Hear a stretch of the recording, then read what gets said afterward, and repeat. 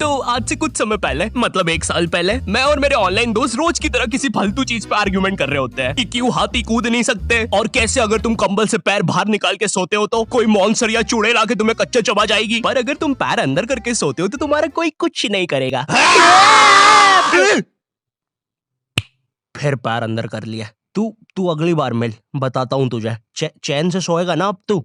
ले तेरा light on कर दिया, अब ठंड में बिस्तर से उठना पड़ेगा। ले तेरा पंखा भी ऑन कर दिया अब तो ऐसी किसी बात पे आर्ग्यूमेंट चल रहा होता है, तो उसी बीच न जाने मेरे दिमाग में क्या आता है और मैं बोलता हूँ, तुम लोग अच्छे लोग हो, हमें मिलना चाहिए। ये सुन के भैया सन्नाटा मच गया। हाँ क्या बोला तूने? आयु तुझे पता है ना, ऑनलाइन दोस्त कभी मिल नहीं सकते। इनफैक्ट ऑनलाइन दोस्त जैसी तो कोई चीज ही नहीं होती, हम सब तो रोबोट है। आयु तू हमारा दोस्त हो ही नहीं सकता, हम जा रहे हैं। फिर उन लोगों ने एक दूसरे के गले में हाथ डाला और न जाने क्यों गुस्से में डोरेमोन का थीम सॉन्ग गाने लग गए, वो भी तमिल में।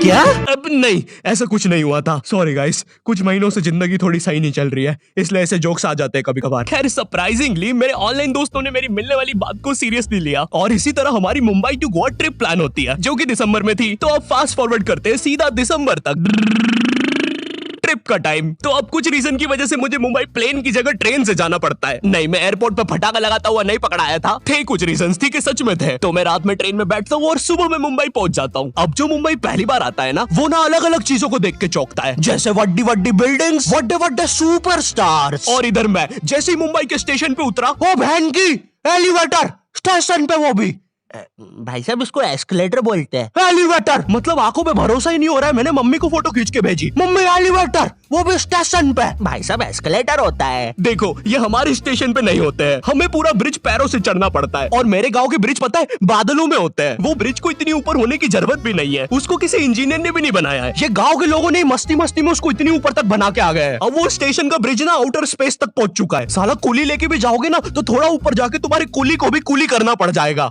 भाई साहब कुली करना पड़ेगा। अरे किया तो है तुम्हें? अरे आपको ने मुझे कुली करना पड़ेगा, रुको। कुली।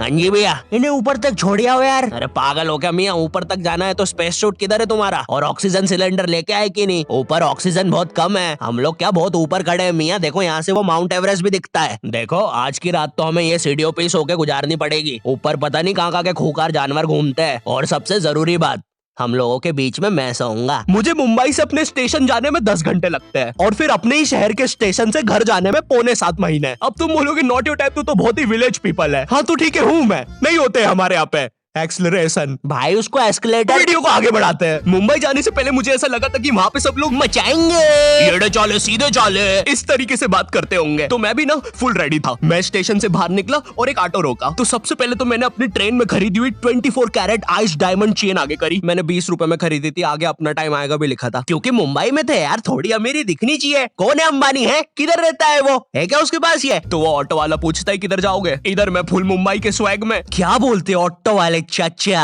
अंधेरी चलोगे क्या? चलो ना, मचाते ना अंधेरी में चल के। अंधेरी में तुम उजाला लेके आओ। ऑटो में क्यों बैठे हो? लैम्बोर्गिनी लाओ। ये अंधेरी में तुम आओ। क्यों चाचा? अरे भाग मादर है, कड़कती धूप में मुजरा दिखा रहे मेरे को।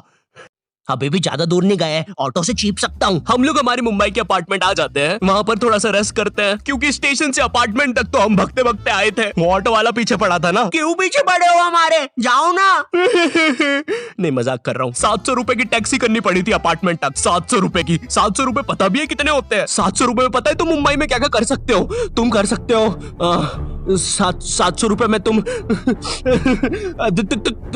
700 रुपए में वापस उसी टैक्सी में बैठ के स्टेशन जा सकते हो। भाई साहब मैंने 750 कर लिया है रेट। कितनी महंगी है मुंबई। तो अब मैं और मेरा दोस्त डेस्क, हम लोग हमारे बाकी दो दोस्त से पहले आ गए थे। तो अब हमारे पास कुछ करने के लिए नहीं था, तभी मुझे मेरी एक फीमेल फ्रेंड ने मॉल में मिलने बुला लिया। तो हम लोग जाते हैं मिलने, वापस 700 लगा के। ये मुंबई भी ना। तो मेरी दोस्त ने ना मुझे एक मूवी देखने बुलाया था, अवतार। मूवी में ज्यादा कुछ खास था नहीं, कुछ नीले लोग नंगे होके पानी में भाग रहे होते हैं रोबोट मशीन से बच के। ये मूवी मैंने 3D में देखी थी, ज्यादा कुछ चेंज नहीं हुआ। अब बस वो नंगे लोग मेरे साइड से निकल के भाग रहे थे। हम ये जंग जीत के रहेंगे। सर वो सब तो ठीक है, वो आदमी कौन है? अरे वो हमारी मूवी देख रहा है 3D में। उसे तो मजा ही आ जाएगा जब हम सब नंगे होकर उसके सामने से भागेंगे। मेरी बात सुनो सब लोग, हम लोग उसके बहुत पास से भागेंगे लेकिन उसे टच नहीं करेंगे। जिमी मैंने तो अपने हाथ भी गीले कर लिए सुसु से। जैसे ही मैं नंगा होकर उसके पास से भागूंगा अपने हाथ उस पे लपलपा दूंगा, चीटों से उसे लगेगा मूवी और रियल है। मेरी जिस फ्रेंड ने मुझे मॉल में बुलाया था उस दिन उसका बर्थडे था और मैं इधर बेशरम बेहया खाली हाथ गया था, बिल्कुल उस लेंडू बच्चे की तरह जो बर्थडे पार्टी में खाली हाथ आ जाता है। फ्री का नमकीन और केक दे दो बस उसे। तो ये बच्चा इधर मैं था। चीजें अभी इधर खत्म नहीं हुई है, उस बंदी ने फिर मुझे गिफ्ट दे दिया। चीजें अब सीरियस हो गई है। दुनिया का सबसे बड़ा क्राइम इधर, ठीक है इधर है, और फिर आता है किसी के बर्थडे पे उनसे ही गिफ्ट ले लेना इधर। पहले तो मुझे समझ में नहीं आया कि ये बंदी मुझे टॉन्ट मार रही है कि सच में गिफ्ट दे रही है। मुझे उस समय इतनी ज्यादा शर्म की अनुभूति और आभास हो रहा था, मेरा मन कर रहा था उठ के भाग जाऊं वहां से।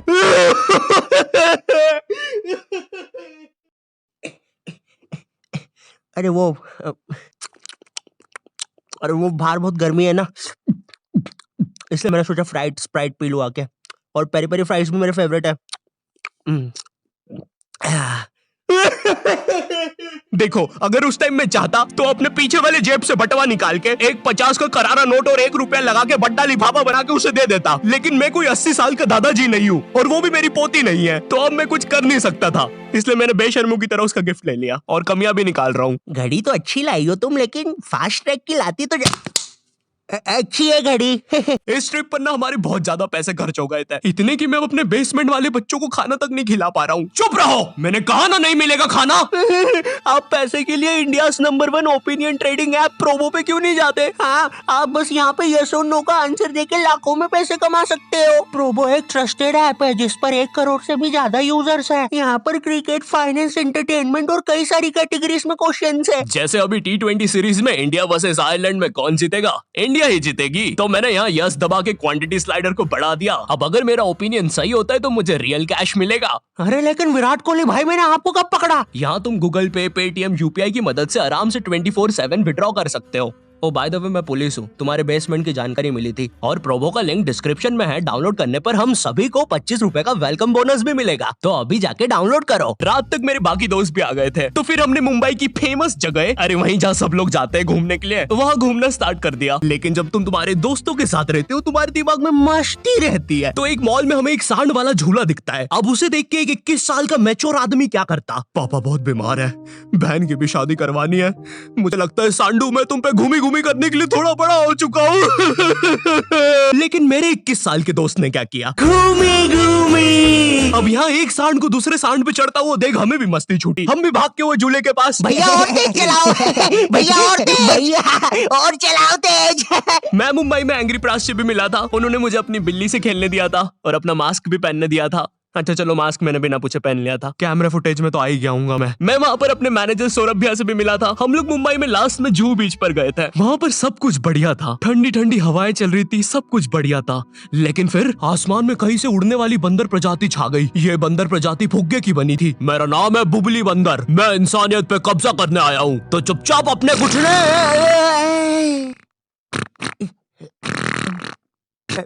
है दोस्त, क्या तुम प्लीज मेरी बूंद में हवा भर सकते हो? मुझे तुम्हारी दुनिया पे कब्जा करना है, प्लीज।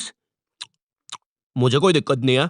कमलेश, कमलेश। हाँ मैंने सुन लिया था पहली बार में। कमलेश मैं जानती हूँ हम दोनों ज्यादा क्लोज नहीं है, लेकिन इसका मतलब ये नहीं तुम एक बंदर के साथ संबंध बना लोगे। मैं जा रही हूँ। कमलेश जाने दो उसे, मैं तुम्हें उससे भी ज्यादा चीजें दे सकता हूँ। मुंबई के बाद हम लोग निकलते हैं गोवा के लिए। गोवा काफी चिल जगह थी। मैं वहाँ पर काला भी हो गया था दिन भर बीच पर धूप में भटकने के कारण। सच में वहाँ पर धूप तो बहुत ही ज्यादा थी, मतलब इतनी ज्यादा कि जमीन के अंदर से लोग बाहर आ रहे थे या अंदर जा रहे थे। कोई मुझे बताएगा ये क्या हो रहा है यहाँ पे? गोवा में तुम ऐसे बीच पे राइड्स वगैरह कर सकते हो, जैसे जेट स्की। इसमें ना तुम्हें आगे टंकी पे बिठा लेंगे बच्चे की तरह और पानी का एक चक्कर काट के वापस ले आएंगे। ये चलो ना। अरे हो गया भैया, अरे हम तो किनारे से ही वापस आ गए। इसके बाद आती है कुछ जानलेवा राइड्स, डेंजर राइड, जिसमें तुम्हें बोट से समुद्र के बीचों बीच ले जाएंगे और पतंगा बना के उड़ा देंगे। एक और चीज रहती है, जब तुम समुद्र के बीचों बीच पहुंचते हो ना, तो वो बोट वाला तुमसे पूछता है कि तुम्हें पानी में जाना है क्या। तो अब यहाँ पे जिसको तैरना नहीं आता है वो तो कुछ नहीं बोलेगा, लेकिन उस समय मेरे दिमाग में पता नहीं क्या चल रहा था कि मुझे पूरे गोवा के एक्सपीरियंस लेने हैं। मुझे तैरना नहीं आता है, मैं उतर गया समुद्र में। शुरुआत के 3.25 सेकंड तो कुछ भी नहीं हुआ, फिर पानी मुझे नीचे खींचने लगता है। ये तो कुछ भी नहीं, अब मैं बोट से भी दूर जा रहा हूँ धीरे धीरे। भैया भैया भैया भैया घंटा नहीं सुन रहा मेरी बात, मेरी इधर फटी पड़ी है, मैं कुछ भी चिल्ला रहा हूँ पानी में। भैया बीमारी है मुझे, ले लो ऊपर। भैया मैं माँ बनने वाला हूँ, ऊपर लो। उस समय कोई दूर से शार्क वार्क भी देख रहा होता ना तो उसे भी दया आ जाती। ओए बच्चे को क्यों परेशान कर रहे हो बे? चलो ऊपर लो इसको, खा लूंगा वरना इसे। चलो बेटा ऊपर चढ़ो तो। हाँ चलो चलो। जैसे तैसे वो बोट वाले ने मेरे को ऊपर लिया। अरे भैया क्या बच्चे ऐसे चिल्ला रहे थे? स्विमिंग सिखा रहे थे तुमको? अच्छा समुंदर में वो भी? तेरे को ड्राइविंग सिखाने का बोलता तो तू तो रॉकेट में बिठा देता मेरे को, पागल। सबने ना मेरा बहुत मजाक उड़ाया कि पानी में गया बच्चों जैसा रो रहा था, लेकिन वो कहते हैं ना सबका टाइम आता है। हम लोग ना उसके बाद एक बनाना राइड पे जाते हैं जिसपे तुम्हें एक बनाना शेप चीज पे बिठाते हैं और उसे नाव से खींचते हैं और बीच समुद्र में ले जाके फेंक देते हैं। तुम्हें पहले नहीं बताएंगे कि तुम्हें फेंकने वाले हैं। उसने हम सबको लेके गया और फेंक दिया। अब सब मुझसे भी गंदे रो रहे हैं पानी में। भैया हम मर गए। पीछे लाइफ गार्ड आ रहा है। अरे भैया इतनी दूर जाओगे तो सच में मर जाओगे। मेरे पास क्लिप पड़ी इधर सबकी रोते हुए, मैं लगा दूंगा। मैं तो करना अरे कुछ नहीं होता, नहीं करना भाई, मरना क्या? चुप रहो। नहीं करना भाई।